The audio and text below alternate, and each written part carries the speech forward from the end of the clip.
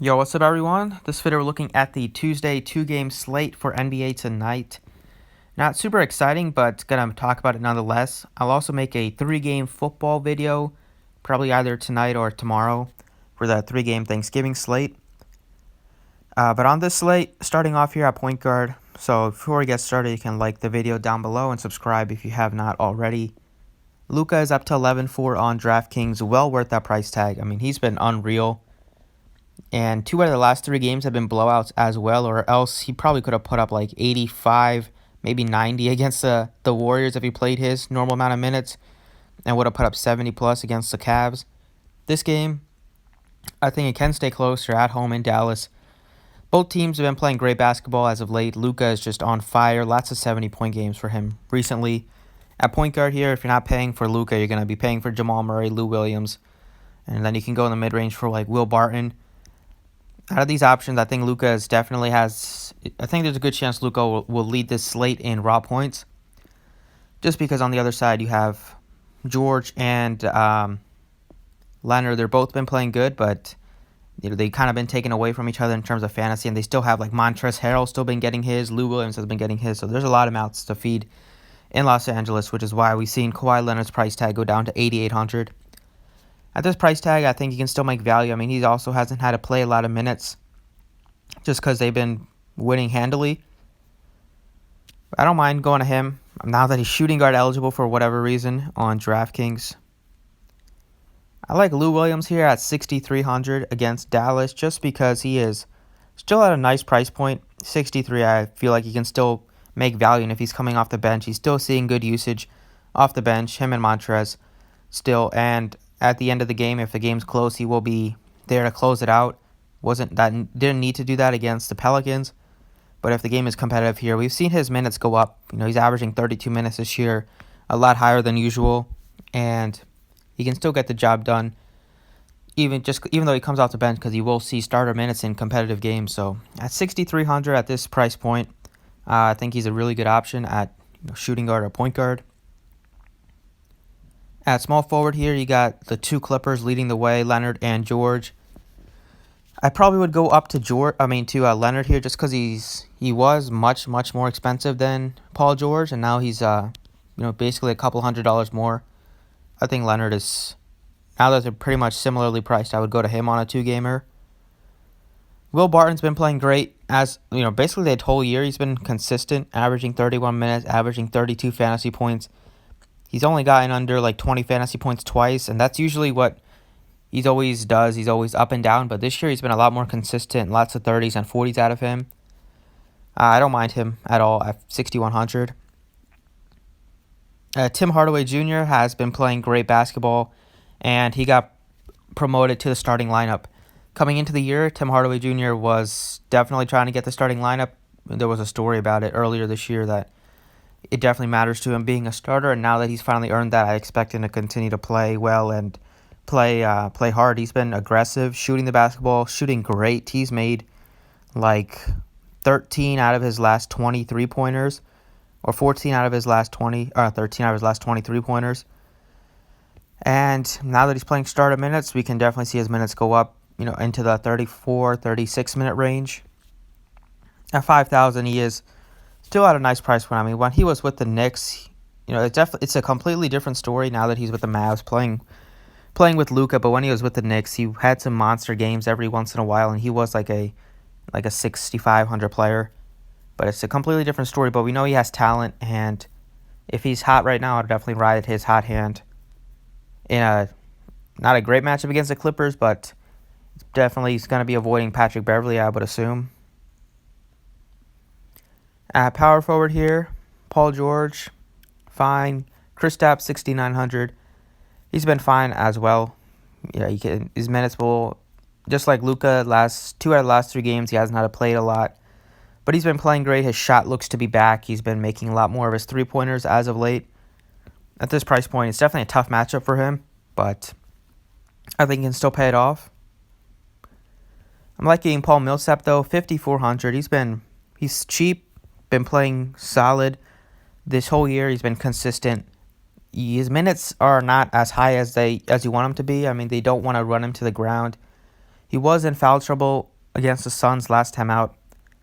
In kind of really close games, he can get up to 34, 36. I mean, like 34 minutes, 35 minutes. But even in limited amount of minutes, he's still been proving, he still has been making value. I mean, at this price point, 30, 32, 34 DraftKings points is great. And that's basically what he's been averaging over the past like 10 games or so. He's been shooting the three incredibly well, shooting 50% from three, 50% from the floor, rebounds to basketball. And it's been good with defensive stats, especially steals. So 54 against the Wizards. It's a huge pace-up spot for the Nuggets. Wizards are awful defensively.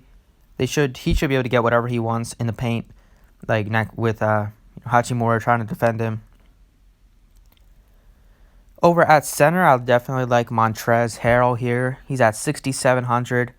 At this price point, you can go to Thomas Bryant as well. He's down to 58. I don't mind him.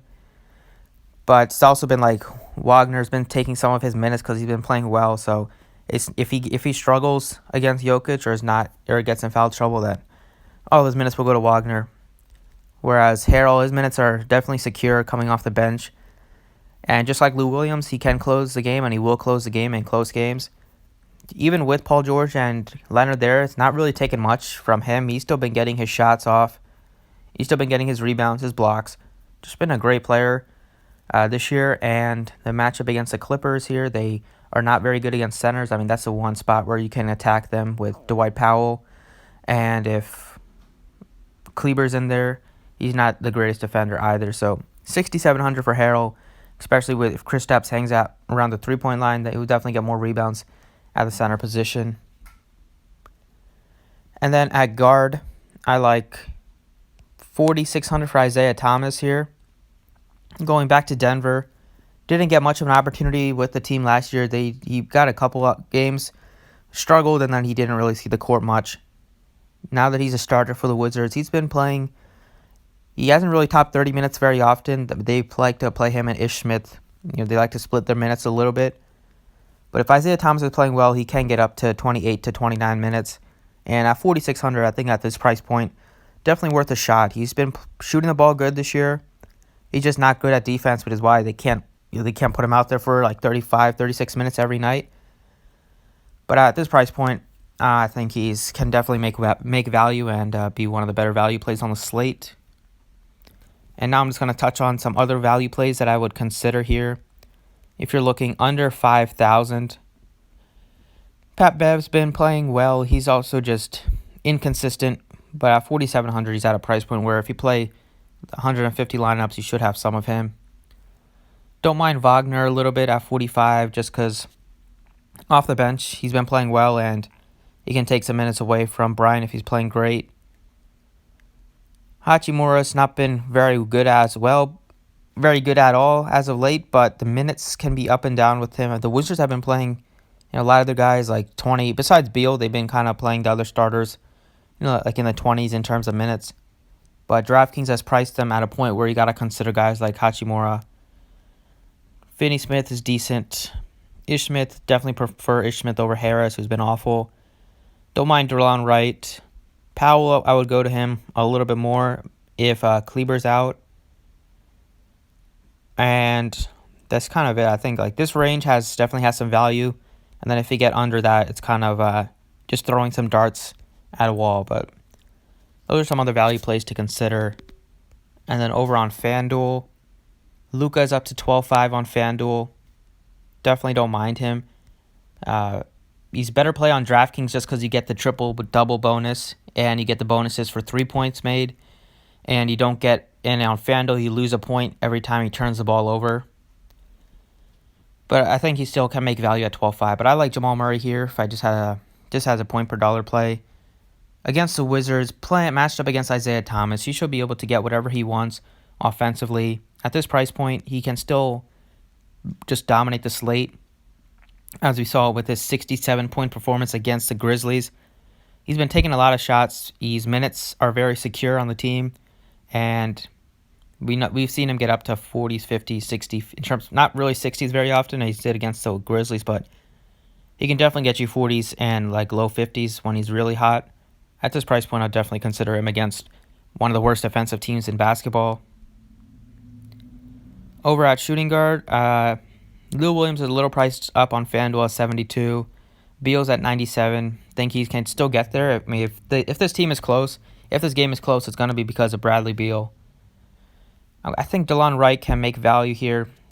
Since Seth Curry's been back, they've said he's going to come off the bench.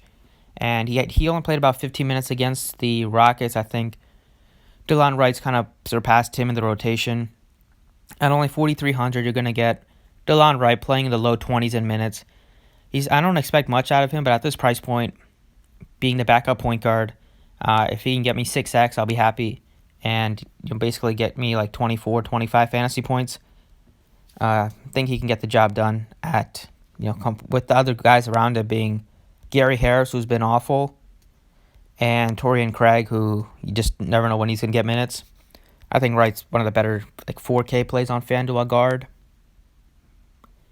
At small forward, Paul George is not really priced down like he is on Draftkings. He's at 95. He's going to have a big game every once in a while, but like I said, there's a lot of mouths to feed in Los Angeles with the Clippers. And with this prices, you really need him to get 50 plus, maybe 55 plus to really make value. I don't mind going once again to Tim Hardaway at FanDuel. He's 5,400. If he's playing well, he's going to get the minutes. And now that he's a starter, I expect him to play well. Just continue playing hard. He's been aggressive shooting the basketball. And I think if that can continue for a few more games, ride the hot hand with him. They definitely need another complement to Luka, and Tim Hardaway can be that guy. Luka is going to get burned out if he has to put up 40 points every night, I would assume, by the end of the year. But Tim Hardaway can take some of that offensive pressure off of Luka, especially when he's going to get double-teamed in this game probably with Pat Bev. And if they put George on it, they could put whatever they want on Luka. They could put George, Kawhi, or Pat Bev. They have three really good defenders. I think Tim Hardaway might have to shoulder some of that offensive load once again. Power forward, once again, not really interested in Kawhi at 10-2. I mean, you need him to put up 60 plus. We haven't really seen him do that with George in there. I mean, he hasn't had to play a ton of minutes, but still, I'm not super interested with. I'd probably go to Porzingis and Millsap, I think, are the better plays. I like Millsap 66, same kind of reason. At this price point, he can get me 30s and 40s, which is what you need. Been just a really good matchup in the paint against the Wizards. They're awful. He can get a double-double, not that it matters on FanDuel, but he also has been good with the blocks and steals, and you get those extra points on FanDuel for that, which is always good to see. And if this game happens to stay close, you could see Millsap push for 32 to 35 minutes. And then at center, Jokic is up to 10-8. Bryant is at 68. I think I'm interested in Bryant and Harrell here. And maybe Wagner if you just want to take a chance on a risky play. But I think Montrez against the Dallas Mavs coming off the bench, going to see some Dwight Powell defense down there in the paint. Powell's not the best at all at blocking shots. Harrell can get putbacks. He's been good with the defensive stats. He has 2 blocks in 3 straight games. He has at least a steal in 4 straight games, and his minutes are great. He's going to be closing the game. And if we get 32 to 34 minutes out of him, this game definitely has a better chance of being competitive. I'll definitely like Montrez at 7,800. So that's all for this 2-game slate. Like I said, not a ton to talk about, but hopefully you enjoyed the video nonetheless. Thanks for watching. I appreciate it, and good luck today.